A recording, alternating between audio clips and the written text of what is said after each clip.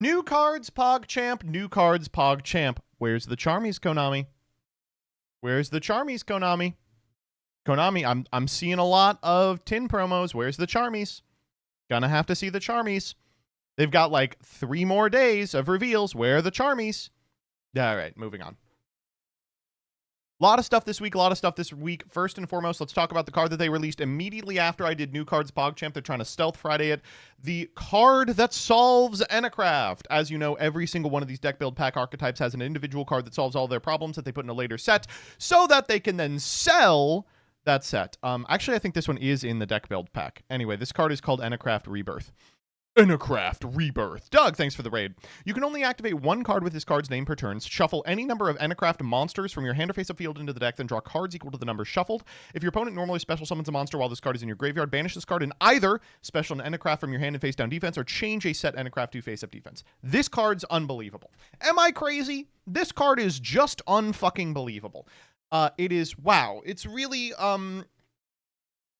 strong. So there is a number of things you can do with this card. First and foremost, one of the big issues with Enacraft is that it is built in a way that is different than almost every other deck. It's not a deck with like a 1-card combo and then you shove in a bunch of non-engine that you hope supplements the end board you make off the 1-card combo. You want to draw 5 Enacraft cards, right? It's just that sort of strategy. This is a card that makes that a little easier, and its main benefit is in the graveyard, so like you get to load up on this. Special summon an Enacraft monster from your hand in face-down defense position is interesting. I mean, some of the Enacraft cards enable you to get to a position where that might matter. But the really big one, of course, is change one of your set Enacraft monsters to face-up defense position. This matters because half the Enacrafts, that's the ones without the scout effect, I believe, do not activate in the same chain as the effect that they are responding to. So if they are like removal or whatever, they don't beat enter the battlefield abilities. This enables some of those cards to activate at a more flexible position. Like you get to choose more effectively when you want to activate an effect and why. It's awesome. It's really good.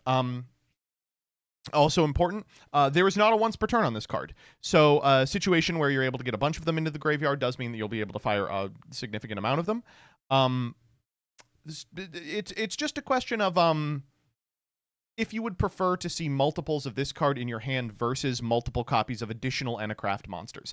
Again, I've spoken at length about this, and I want to echo Josh's thoughts on this, these cards as well. Enacraft is going to be built and played in a way that is totally foreign to Yu-Gi-Oh! Players. It is a type of deck we have not seen, playing a style of gameplay that we have never really dealt with.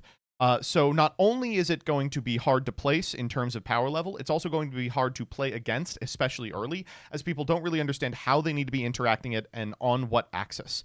I will be playing Enacraft for sure. I don't know if it's going to be good or not, but we'll find out together.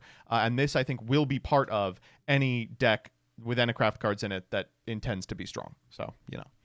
Next up.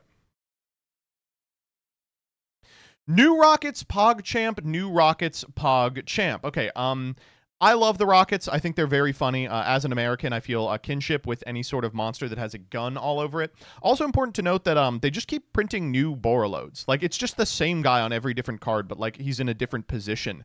Or, like, he's angry that day, or having a bad hair day, or, like, he just came back from the barber with a fresh cut. All right, first up we have Rocket Loader.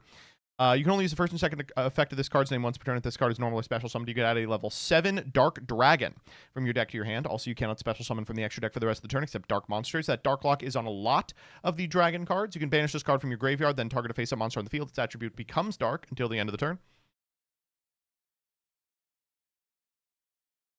The card's quite good, of course. There's a significant amount of powerful level 7 Dragon Dark Extenders. The ones that immediately come to mind are, Absa Routers are 7. You discard over the course of your combo. That's a way you can get more Rockets into rotation. But isn't Noctivision also a Dark that's a 7? I mean, there's a lot you can do with this card, of course. Hollow Rocket Dragon. This is a 6.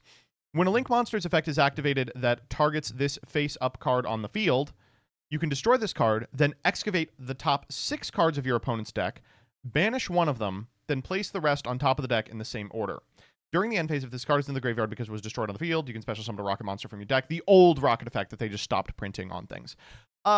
This is an interesting card. I think the use case for this is you are meant to target this with your Borland in order to extend, This effect activates in the same chain as the Borland, which permits you to like actually resolve it and do the Cash Ogre effect. I don't think that's good enough for this card to see play because, one, the Cash Ogre effect isn't that good. You can manipulate exactly what your opponent's next draw is going to be, but you can't prevent it from being good if they have 2 must negates on top of the deck. And 2, it is kind of clunky to like get into rotation just as a 6. There are some benefits for doing so outside of Borland. Like, if you don't want it to be part of your end board, it's good for the Dispotter line, right? Like, you can go Tracer, pop a guy. Can Tracer summon any rocket? If so, you can then make Dispotter with just these 2. So I could see this integrated into a setup combo, but its purpose would mostly be for hole filling, not doing the Cash Ogre effect. Rocket Detonator. Wait a minute, Detonator. You can only special summon the first effect of this card's name once per turn. You can only use the second effect of this card's name once per turn. If you control a Dark Dragon Link monster, special this card from your hand. Target a Dark Dragon monster card in your spell and trap zone. Special summon it, but it can't attack. Its effects are negated. And you can't special summon from the extra deck for the rest of the turn except Dark Monsters. Am I crazy? This card seems insane. Am I nuts? This card seems unbelievable. So this is a Dark Dragon 7. You can get it off of Rocket Loader, right? It's a free special, like, which already puts it way above Noctivision, I feel like.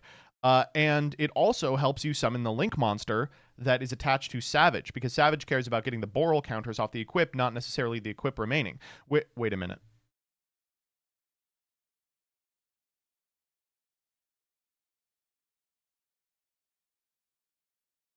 Oh.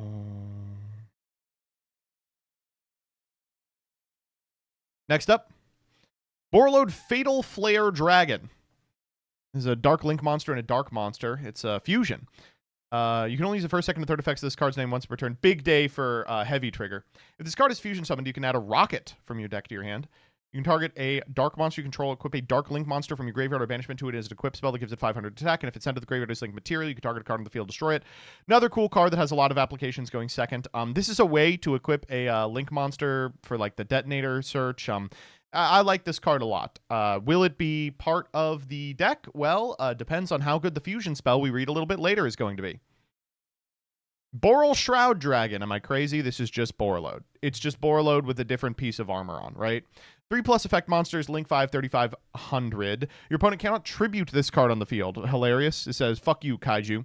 Once per turn during the main phase, you can target a rocket monster you control, negate the effects of a face-up card your opponent controls. Okay, so we are boxing that out. Destroy that monster. Your opponent cannot activate cards effects in response to this effect's activation. That's really cool. Once while face up on the field at the start of the battle phase, you can special summon a Link 4 or lower Boral, a Link monster from your extra deck. This card's nice. I think the purpose of this card is to put you in a position where Nib hurts a little less. Like, what you're expected to do is make this as early as possible before your opponent has like a really good Nibiru, and then they Nibiru you at your end of main, and then you go, sure, this guy survives, battle, I'll summon a Link 4, and then you can like maybe use the Link 4 to extend to exactly one more monster to no, wait, that doesn't even work. It just makes it hurt less, I think. It is kind of weird though that this basically serves the exact same function as Borland, except it's bad going first, right? Unless you're specifically playing around Nib. I don't know. It's really weird for me. Trizboral Dragon. This is a Link 3. 2 Dark Dragons, including a rocket. Oh, Jesus. If this card is Link summoned, you can add a Rapid Trigger, Heavy Interlocker, Double Trigger from your deck to your hand. Okay, well, now, as part of the combo, they can use the powerful new fusion spell, plus the old fusion spell, which, I mean, if you've watched Saga, you know is also fucking good.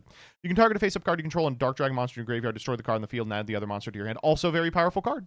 I can really easily see Dillingerous setups going absolutely crazy with this guy, and he's just the perfect number of Link materials. I mean, this deck was still playing Triple Burst a lot of the time just because of the ease with which it can be summoned. Sure, this needs a rocket, but I imagine you're loading up on rockets after this. It's a really, really nice card to upgrade a significant amount of the deck. Let's talk about the arrows. Left, bottom. Are you kidding me? In the deck with LP Pisty? Pisty in the TCG. That's nutty. All right. Here's the new card that is referenced on this card, Double Trigger. It's a normal spell. Fusion summon a fusion monster from your extra deck by, it's just Miracle Fusion. Or Ritual Summon by Ritual Miracle Fusioning.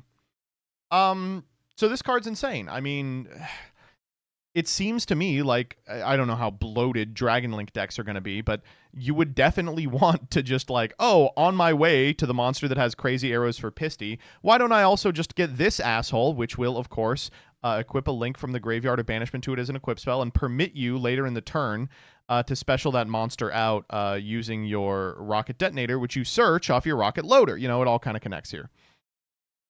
Doesn't Riot have a nuts effect too? Yeah, I mean, Riot I think is suspect for consideration because of this card, but it's kind of hard to get to. Riot is a really good card. I mean, we were playing it in Saga as well, but and then Boral Reboot. So this negates all trap cards. No.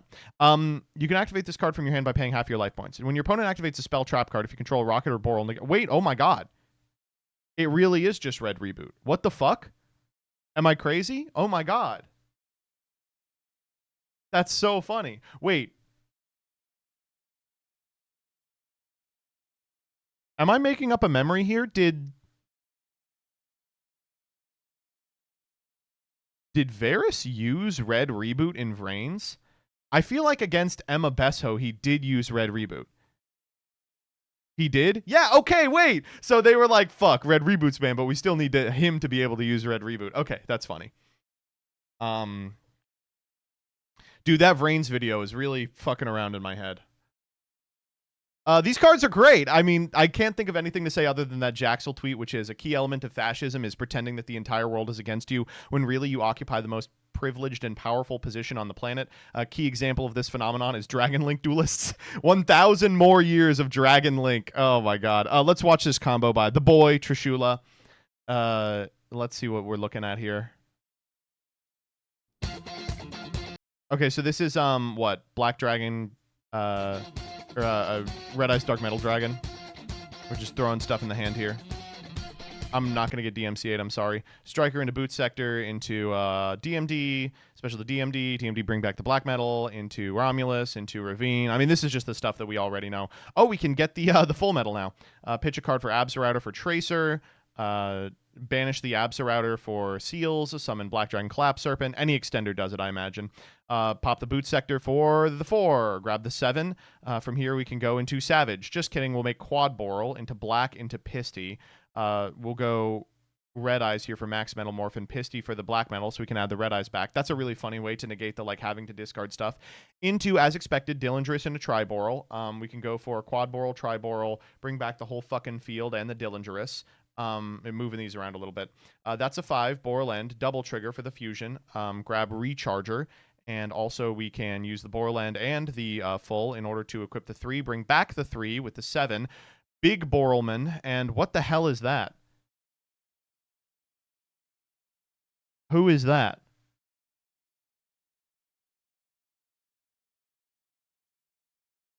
Gold Pride Synchro.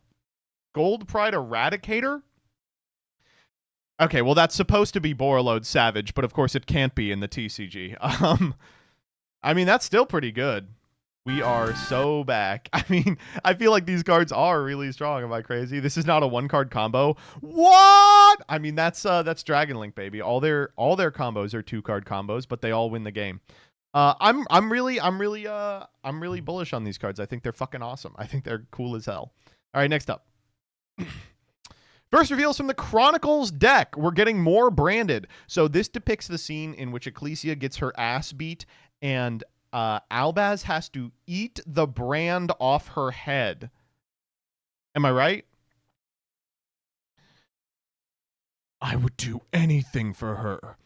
The Stigmata Devouring Dragon. So this is fucked because I'm pretty sure Stigmata here is not branded and is not Stigmatica, which of course is Dogmatica. So I think it is its own word, which will probably be, I think Scarlon said, transliterated as brand, the brand devouring dragon. Anyway, Fallen of Alabaz, Light Aura Dark, and a effect monster. If this card is special summoned, you can shuffle up to 2 cards from any graveyard or banishment into the deck. When an Ecclesia monster is on the field or in either graveyard, this card gains 500 attack, and it's unaffected by other cards' effects. During the end phase, if this card is in your graveyard because it was sent there this turn, you can add a Dogmatica or Tri-Brigade card from your deck to your hand. I'm so sorry, Brigrend. Brigrend can still special? I mean, maybe? No, there's just no way. This card's cool. I feel kind of bad for Jesus Christ, our Lord and Savior, for not running into the branded Devouring Dragon, because it could have saved him a lot of pain. But in general, I mean, this is not the card that's going to be make or break for branded, but it's a cool, flexible fusion that can be played in those decks, which is nice. I think that's really cool. Shuffling cards from the graveyard is a very powerful effect, of course. And it's not too hard to get this guy out, right? We got so many Ecclesias, she's got her own archetype now. When are we going to get the White Woman pile? It's like Sword Soul, Tri-Brigade, branded. How many Ecclesias do we have? We have Sword Soul Ecclesia, Catholic Ecclesia. Do we have another one? I think the other ones are just Altarts. Cartesia. I don't think that counts. I mean Ecclesia. I literally do. Quem. Okay, now you all are talking about cards that are not Ecclesia. Also, isn't this so fucking funny? They're like, we got you an Altart. It's just a still from the anime. I'm sorry, this is not my Ecclesia. Oh boy! Fucking hell. Oh my god. This is the last thing you see before you experience the Snow Bunny mind control. We do have a new triple tack art. I'm sorry, I don't really like this one. I kind of like the other triple tack art. It just doesn't seem like this is what triple tack is, right? I don't know. It just doesn't seem like that's what triple tack is. They did it for Firewall as well. The red Firewall sucks too. I don't know. Well, there are 3 of them. Damn, I didn't think about it that way. I will say we are getting close to, if you play Tri-Brigade, being able to play all Tri-Brigade alts. The art? It's the Fitzjaws tweet? Yeah. Do you think Danny knows that this meme is called Fitzjaws? I think that he does. All right. Last one. We have a new card, PogChamp. New card, PogChamp. All right, so this is a TCG premiere. It's coming in the tins. It's called Bot Herder. It's called Bolt Eater. You fucking clankers. All right, what is going on in Bot Herder? Target a monster your opponent controls that is a face-up monster you own or a face-down defense position monster. If that monster is no longer on the field or is a monster you own, if face-down, reveal it briefly to check. Apply these effects in sequence. Is this the hardest to read card of all time? Target a monster your opponent controls that is a face-up monster you own, so a card that is yours that has ended up on your opponent's side of the field, or just generally a face-down defense. If that monster is no longer on the field, or is a monster you own, a face-down, reveal it briefly to check. Apply these effects in sequence. So if they pop it in response, or you pop it in response, or it's yours, then you can inflict 200 damage to your opponent. Take control of all monsters your opponent controls except that monster. What the fuck? Okay. So this is a Mimighoul card, obviously. This is a card that goes really well in Mimighoul. You give them one of your Mimighouls using their hand effects, then you go, Bot Herder, I'll take your whole fucking board, please. I do think it's really funny that it's like, I'll steal your whole board, also take 200, real pin the bullseye energy on this. I also think it's funny that this, I think, is the only card in the game that has the word briefly on it. Just check real briefly. Do you think you can call a judge if they take too long? And I also want to point out that that it can be blanked by it being a face-down defense position monster you don't own. So, like, you can activate this if your opponent just sets Cyberjar. You look at it and you go, oh, right, fuck, that's not mine. And then nothing happens. Oh, man. I don't think this card is, like, good, right? Like, I think that, like, it's hard to play into an established board. This is one of many cards that board breaks, but it requires you to have committed to a play already in order to get it. I think that probably people will try it in Mimighoul because it's a funny thing you can do in Mimighoul exactly. But I don't think it solves any of the Mimigold problems. I don't think it's like scary insofar as like we're gonna have to be worried about this card. It's gonna be a really funny thrust target. Gonna be an insanely funny thrust target.